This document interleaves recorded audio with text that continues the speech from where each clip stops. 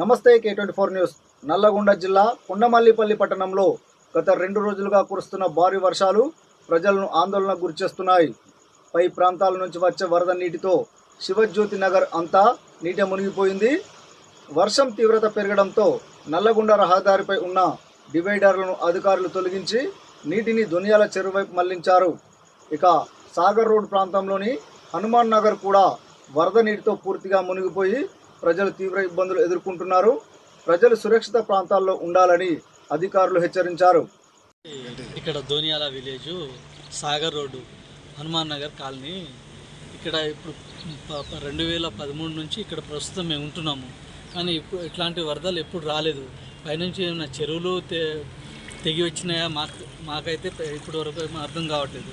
ఒకటేసారి ఇంట్లో ఉన్న సామాన్లు కానీ దాదాపు చాలా వరకు నష్టపోయినాము. ఎక్కడ ఉండాలి అసలు చాలామంది పిల్లలు చిన్నపిల్లలు ఉన్నారు. ఇప్పుడు మేము ఎక్కడ ఉండాలనేది అర్థం కావట్లేదు. గవర్నమెంట్ నుంచి ఏమైనా సాయం చేయగలిగితే చేయాలని కోరుకుంటున్నామండి. మాది సాగర్ రోడ్ హనుమాన్ నగర్ కాలనీ. నా పేరు అంజనేయులు. ఇప్పుడు నైట్ ఏం రాలేదు స్వామి. పొద్దున ఒక అర్ధ గంటలోనే ఇల్లు మొత్తం కంపున్నది. నడుములోతు నీళ్ళు మొత్తం బియ్యం అన్నీ ఆగం అయిపోయినాయి. శమాన్లు ఫ్రిడ్జ్లు కూరలు అన్నీ కొట్టుకుపోయినాయి. పొద్దున అయితే పైన ఉన్న బయట శమాన్లు అన్నీ కొట్టుకుపోయినాయి. ఇల్లు అన్నీ వదిలేసి పిల్లలు ఎత్తుకొని మా వాళ్ళని ఎత్తుకొని బయటకు వచ్చి రోడ్డు మీద నిలబడి ఉన్నాం స్వామి.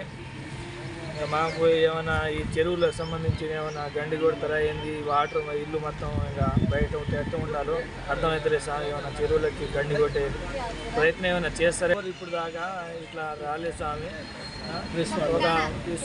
ఈ స్వామి వచ్చిండు సార్. స్వామి వచ్చి ఇట్లా మాకెవరు పట్టించుకున్నట్టు లేరు.